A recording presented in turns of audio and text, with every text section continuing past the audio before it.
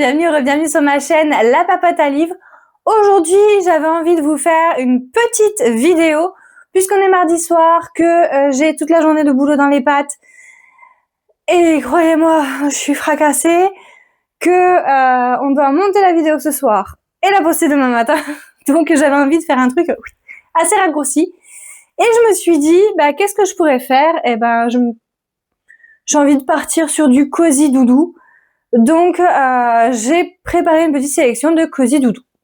On commence cette sélection avec Ian Eldridge chez Saxo.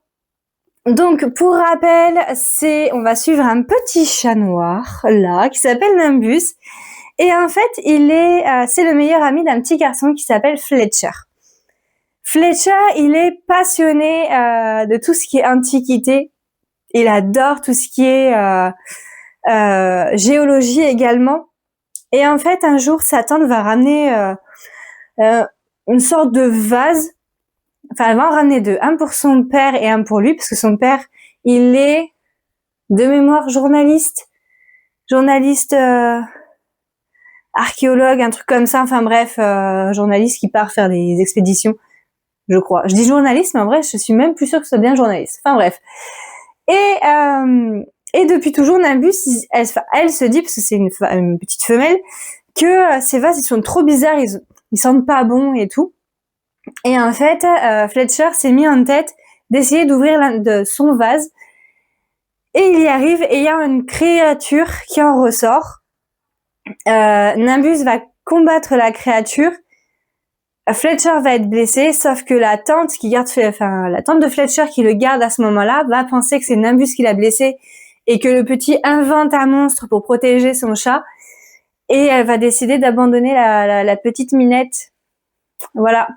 Et en fait, on va suivre les périples de Nimbus pour retrouver Fletcher coûte que coûte, pour retourner vers lui parce qu'il est en danger et qu'elle doit être près de lui pour le protéger. Et j'ai adoré parce que c'est vraiment c'est tout doux, tout mignon, tout choupinou. Nimbus va être recueilli par une dame qui a plusieurs chats. Tous les chats ont son petit caractère, va apprendre des choses à Nimbus. Franchement, c'est hyper choupi et tout doux, tout cosy, quoi, j'ai envie de vous dire. Donc, ça rentre bien dans le thème. Ensuite, on va rester dans l'esprit chat, puisque je vais vous parler du manoir de Castle Cat. Bon, là, j'ai le tome 1, mais derrière moi, j'ai le tome 2 et 3. Le tome 4 ne saurait tarder, puisque normalement, il est prévu pour le deuxième semestre de l'année 2026. Le 1 et 2 sont sortis en poche, ou le 2 sortira en poche dans pas longtemps. Quelque chose comme ça.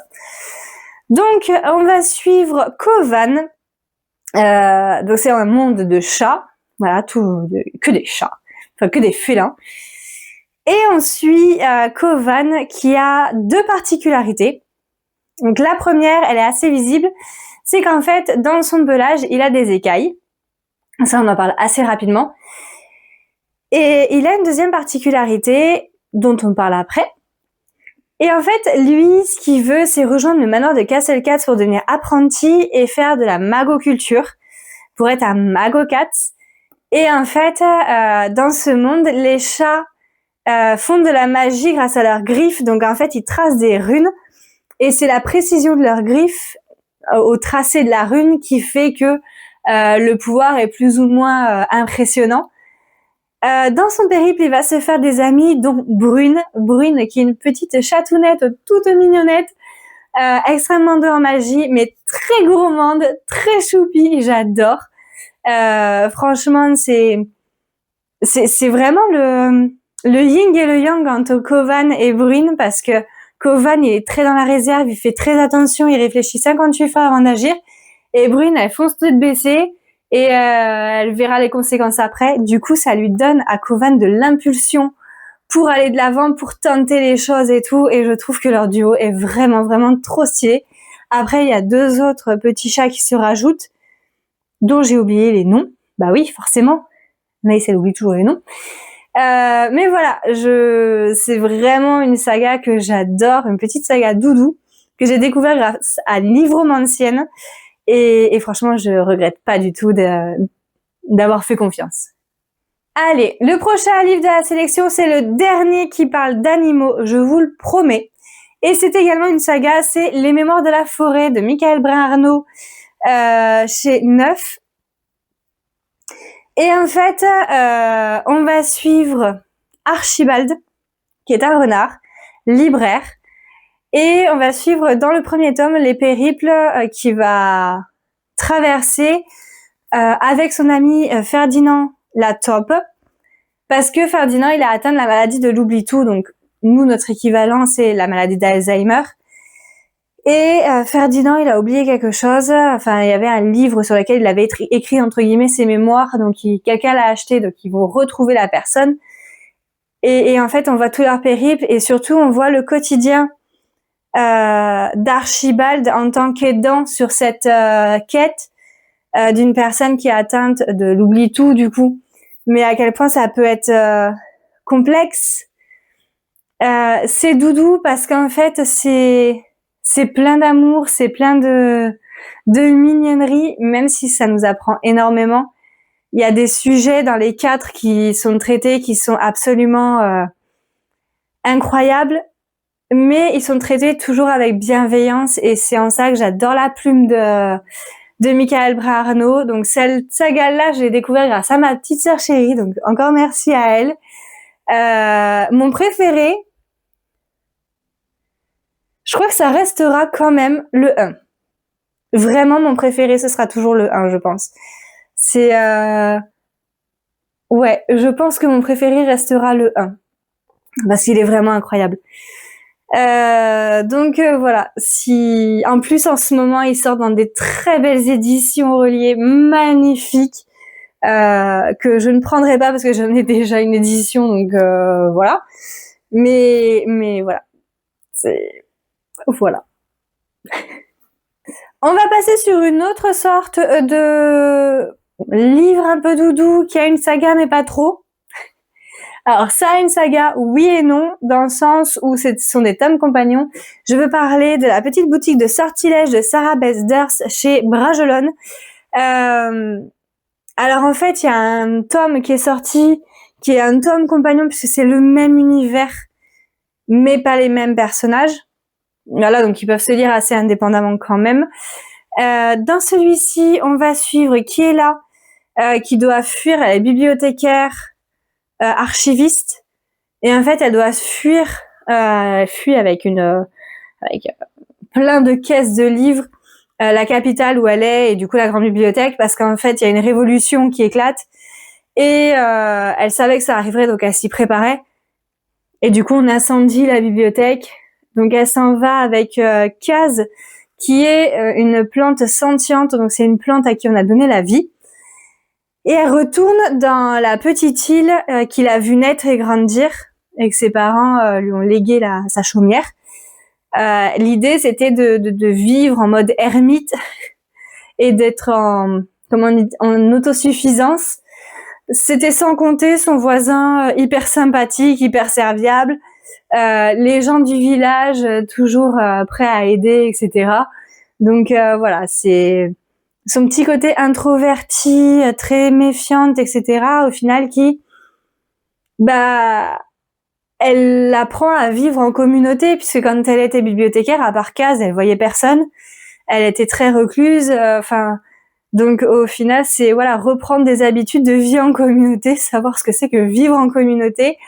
Et c'est tellement choupinou d'amour. C'est de l'entraide, c'est de l'amitié. Il y a des petits chats avec des ailes partout. Voilà, c'est vraiment tout doux. C'est tout doux. Et le dernier que je vous présente, c'est Grimoire et chaussettes de Axel Collot. Donc, on va suivre Nialine, qui est une dryade et une ancienne aventurière. Sauf qu'il y a eu, lors d'un donjon, en fait, il y a eu un gros couac qui a fait que on a extrêmement restreint ses capacités d'aventurière. Donc, elle a décidé de partir et de s'installer dans un village. Non mais, je suis une catastrophe en fait. Je suis une catastrophe. Terendor. À Dristelune, elle s'installe. Elle s'installe à Dristelune. Et en fait, un jour, donc, elle ouvre une petite boutique avec des grimoires, comment dire, des objets en tout genre qu'elle a dénichés lors de donjons. Et elle s'est prise d'amitié pour une petite, je crois que c'était une orque, une gobeline, une nain, un petit être qui crochette. Qui crochette ou qui tricote? Je crois que c'était du crochet. Et en fait, du coup, elle s'est prise de passion pour le crochet et elle fait plein de trucs qu'elle met à la vente. Sauf qu'apparemment, c'est assez particulier comme objet qu'elle fait. Mais voilà, jusqu'au jour où en face va s'installer Kelris, qui est un elfe démon. Et en fait, Kelris faisait partie du groupe d'aventuriers avec lesquels elle a été quand il y a eu le gros couac.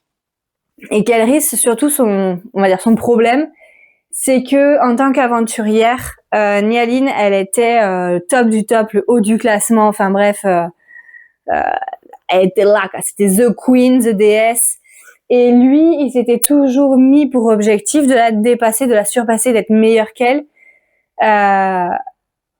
Et en fait, le fait qu'il s'installe en face avec une brasserie, ils se font des petites guéguerres, des petits concours et tout. Sauf qu'à un moment, il y a un donjon qui va popper à Dristelune. Et on se rend compte que l'arbre dans lequel Nialine s'est installée est en train de mourir à petit feu. Donc, elle essaye de partir à l'aventure pour sauver son arbre. On va dire ça comme ça. Mais alors franchement, déjà, l'édition, elle est sublime. En plus, il y a des petits chats. Les images à l'intérieur, elles sont juste incroyables. Franchement, voilà. Et puis j'ai adoré. Regardez-moi ça, comment c'est beau. Et surtout, j'ai adoré le chat. Le familier de Nialine qui est absolument, mais pépite. Et puis de temps en temps, alors on alterne entre Nialine et Kelris. Et de temps en temps, on a un petit chapitre sur l'ami de Nialine, sur le chat, enfin sur le familier du coup.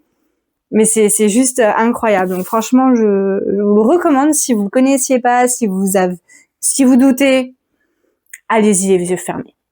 Allez, c'est tout pour cette vidéo.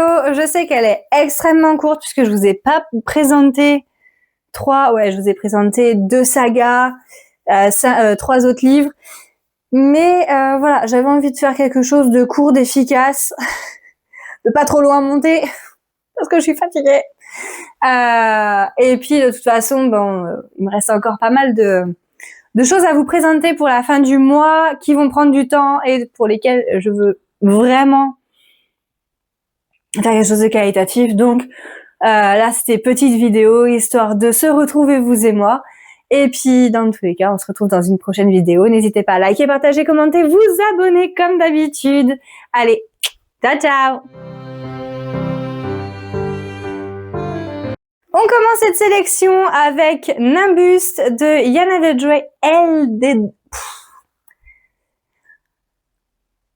On commence cette sélection avec Nimbus de Jan Eldredge. Eldredge. Putain, je vais pas y arriver.